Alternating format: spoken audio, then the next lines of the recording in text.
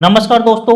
एक ऐसा पैरामीटर जिससे हमें ये पता लगेगा कि कंपनी के प्रमोटर कैसे हैं, कंपनी अपना बिजनेस को एक्सपेंड कर रही है या कंपनी अपने ही कर्ज में डूब रही है। आइए जानते हैं उस पैरामीटर के बारे में। जी हाँ, हम बात कर रहे हैं प्रमोटर प्लेजिंग शेयर। जब कोई भी प्रमोटर अपने शेयर किसी बैंक या एनबीएफसी में एज ए कोलेटरल गिरवी रखते हैं और उसके बदले में लोन ले लेते हैं, उसी को हम प्लेजिंग शेयर कहते हैं।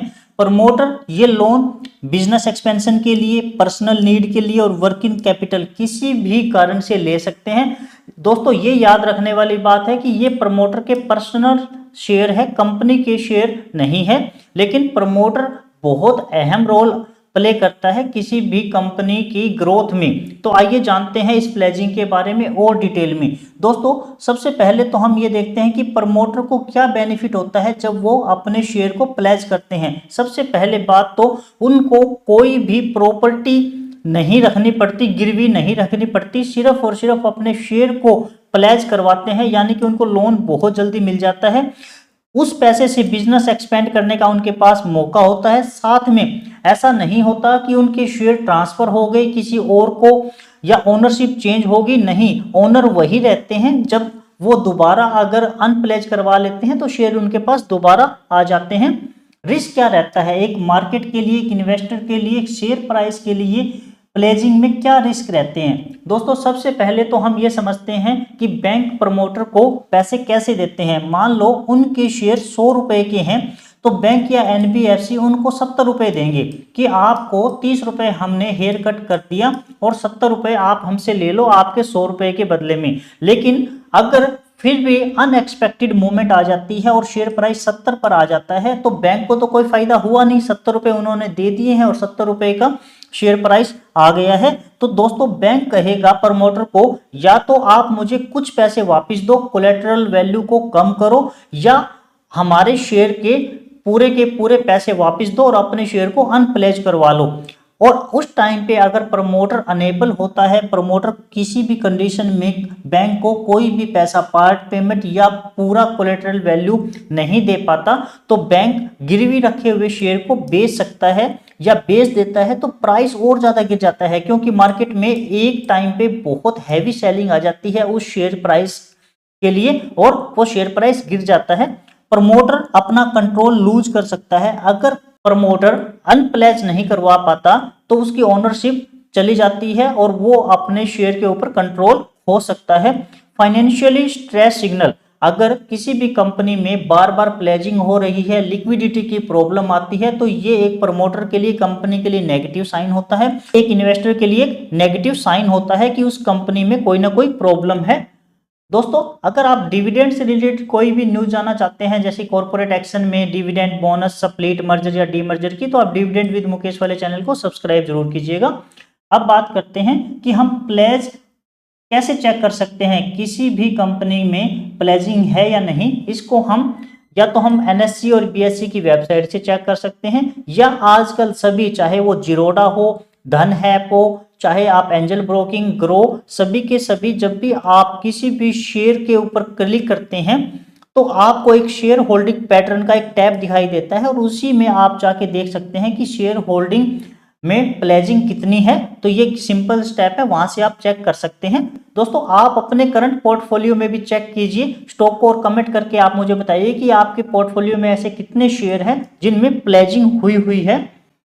प्लेजिंग अच्छी है या नहीं ये भी जान लेते हैं। दोस्तों कुछ ऐसे पैरामीटर है जहां हम ये कह सकते हैं कि प्लेजिंग भी बहुत अच्छी है। जैसे हम ये कहते हैं कि बैंक से लोन लेना बुरा नहीं है, आपको उन पैसों का कैसे यूज करना है, वो आपकी प्लानिंग कैसी है, आपकी स्ट्रेटजी कैसी है, उसके ऊपर डिपेंड करता है कि आपने लिया हुआ लोन आपके लिए फेवरेबल है या आपके अगेंस्ट है। ऐसे ही प्लेजिंग गुड कैसे है, सबसे पहले हम बात करते हैं। अगर कोई कंपनी एक क्लियर पर्पज लेकर अपने शेयर को प्लेजिंग करती है, जैसे कि उनको बिजनेस एक्सपेंड करना है, नया प्लांट लगाना है, कोई भी R&D करना है, कोई इक्विजिशन करना है, या कोई प्रोजेक्ट को ग्रोथ के लिए उनको पैसा चाहिए, यानी कि उनका पर्पज अगर क्लियर है तो प्लेजिंग काफी अच्छी है। बहुत कम मात्रा में अगर उन्होंने लोन लिया हुआ है, परसेंटेज लो है और वो स्टेबल है, ऐसा नहीं है कि आज उन्होंने 1 लाख रुपए का लोन लिया है और 3 महीने बाद हम देखें कि प्लेजिंग की वैल्यू 2 लाख रुपए हो गई है, फिर उन्होंने 3 लाख का लोन ले लिया है, अगर वो ऐसा है तो हो सकता है कि डेंजर है। अगर परसेंटेज लो है और स्टेबल है तो ये प्लेजिंग भी अच्छी है। और धीरे धीरे 1 साल 2 साल 3 साल की अगर हम हिस्ट्री देखें, प्लेज ग्रेजुअली रिड्यूस हो रही है, यानी कि कर्जा कम हो रहा है, तो प्लेजिंग में कोई प्रॉब्लम नहीं है। फंडामेंटल स्ट्रॉन्ग कंपनी हो तो भी प्लेजिंग गुड मानी जाती है। या हम ये कह सकते हैं कि एक इन्वेस्टर के पास 3 से 4 कंपनी है और उन्होंने एक कंपनी के ऊपर लोन लिया हुआ है, यानी कि अपने शेयर प्लेज किए हुए हैं, और बाकी 2 से 3 कंपनी फ्री है, डेप्ट फ्री है, तो हम ये कह सकते हैं कि उन्होंने हो सकता है कि एक कंपनी का कर्जा उठाकर उन्होंने एक नई कंपनी को एस्टेब्लिश किया हो, तो इसलिए प्लेजिंग को गुड माना जाता है। प्लेजिंग डेंजरस कब है ये भी जान लेते हैं। जब प्लेज रेशो बढ़ रहा है, यानी कि हर 3 महीने में हम ये देखते हैं कि पहले 20% प्लेजिंग थी, फिर 30% हो गई, फिर 50% प्लेजिंग हो गई, यानी कि क्वार्टर वाइज या ईयर ऑन ईयर प्लेजिंग बढ़ रही है, तो ये एक डेंजर लेवल है। जब प्लेजिंग रेशियो 30 से ऊपर चला जाता है तो वो भी प्लेजिंग हम डेंजरस माने जाते हैं। नॉर्मली 5 से 10% वाली प्लेजिंग हम नॉर्मल मानते हैं। जब कंपनी प्रॉफिट नहीं कमा रही है, यानी कि उनका कैश फ्लो हो ही नहीं रहा है, कैश फ्लो नेगेटिव है, तो प्लेजिंग डेंजरस है। या हम ये कह सकते हैं कि प्रमोटर रिपीटेडली प्लेज करे, जैसे कि आज उन्होंने प्लेज किया, 3 महीने 6 महीने के बाद वो अनप्लेज कर दे, लेकिन उसके 1 महीने बाद ही वो फिर रीप्लेज कर दे। अगर वो पैटर्न चेंज होता रहता है, बार बार प्लेज अनप्लेज, तो हम ये कह सकते हैं कि प्लेजिंग एक डेंजरस लेवल पे है, कंपनी में कोई ना कोई प्रॉब्लम है। एक और पैरामीटर है जो एक बहुत मोटे मोटे तौर पर हम समझ सकते हैं, एक इन्वेस्टर एक ट्रेडर को देखना चाहिए कि प्लेजिंग बहुत ज्यादा हो रही है और साथ में एफआईआई और डीआई बेच रहे हैं। दोस्तों एफआईआई और डीआई के पास बहुत मेजर टूल होते हैं, उनकी स्टडी भी बहुत ज्यादा हाई होती है। एक रिटेल इन्वेस्टर के मुकाबले में उनको कंपनी के नेगेटिव पॉइंट्स का हमसे बहुत जल्दी पता लग जाता है। तो कहने का मतलब अगर एफआईआई डीआई लगातार बेच रहे हैं, उनको हमसे पहले पता लग रहा है कंपनी में प्रॉब्लम है, और प्रमोटर भी बार बार प्लेज अनप्लेज कर रहे हैं या प्लेज रेशो 30% से ऊपर है, तो हम उस कंपनी को एक रेड फ्लैग देते हैं, हमें उस कंपनी से तुरंत निकल जाना चाहिए। तो ये एक मोटा मोटे तौर पे हम देख सकते हैं एफआईआई डीआई के डाटा के साथ कोलैबोरेट करके। इन्वेस्टर के लिए क्या इंडिकेशन क्लियर है दोस्तों, अगर किसी भी कंपनी में 0 से 5% प्लेजिंग है तो वो सेफ जोन है, कोई प्रॉब्लम नहीं है। अलर्ट जोन कब है, जब 10% से 25% तक प्लेजिंग हो जाती है, और जब किसी कंपनी की 30% से ज्यादा प्लेजिंग हो किसी भी प्रमोटर की, तो वो डेंजर लेवल हो जाता है। अब इस कंडीशन में इन्वेस्टर को क्या करना चाहिए, एक आम रिटेलर को और एक ट्रेडर को क्या करना चाहिए दोस्तों। सबसे पहले हमें किसी भी कंपनी में पैसा लगाने से पहले उसके प्रमोटर प्लेजिंग को जरूर चेक करें कि कितने % शेयर उसके प्लेज है या नहीं है। अगर कंपनी का प्लेज रेशो बढ़ रहा है तो हमें अलर्ट हो जाना चाहिए और बहुत ज्यादा पैसा उस कंपनी में हमें नहीं लगाना चाहिए। एक हमें कंपेयर भी करना चाहिए कि कंपटीटर की क्या प्रॉब्लम है, कंपटीटर की क्या सिचुएशन है, कंपटीटर क्या कर रहे हैं।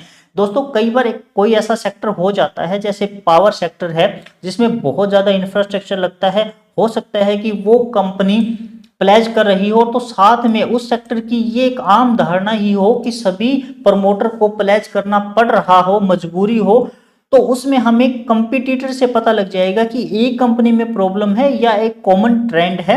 अगर कंपनी की परफॉर्मेंस ओके है, बहुत ज्यादा स्ट्रॉन्ग भी नहीं है और प्लेजिंग बढ़ रही है, तो ये एक रेड फ्लैग है, क्योंकि परफॉर्मेंस बहुत ज्यादा स्ट्रॉन्ग होनी भी इंपॉर्टेंट है। एक नॉर्मल परफॉर्मेंस गुड में प्लेजिंग बढ़ रही हो तो ये रेड फ्लैग है।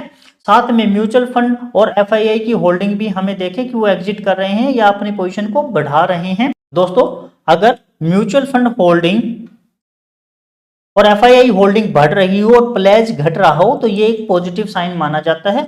तो हम इस तरीके से समझ सकते हैं कि प्लेजिंग अच्छी है या बुरी है। हमें किसी भी कंपनी में इन्वेस्ट करने से पहले एक प्लेजिंग को जरूर ध्यान में देना चाहिए। आपको ये वीडियो कैसी लगी आप मुझे कमेंट करके जरूर बताइएगा। वीडियो को आप लाइक कीजिएगा, चैनल को आप सब्सक्राइब करके बेल आइकन को ऑन जरूर कीजिएगा। अपना कीमती समय देकर ये वीडियो देखने के लिए आपका बहुत बहुत धन्यवाद। नमस्कार दोस्तों।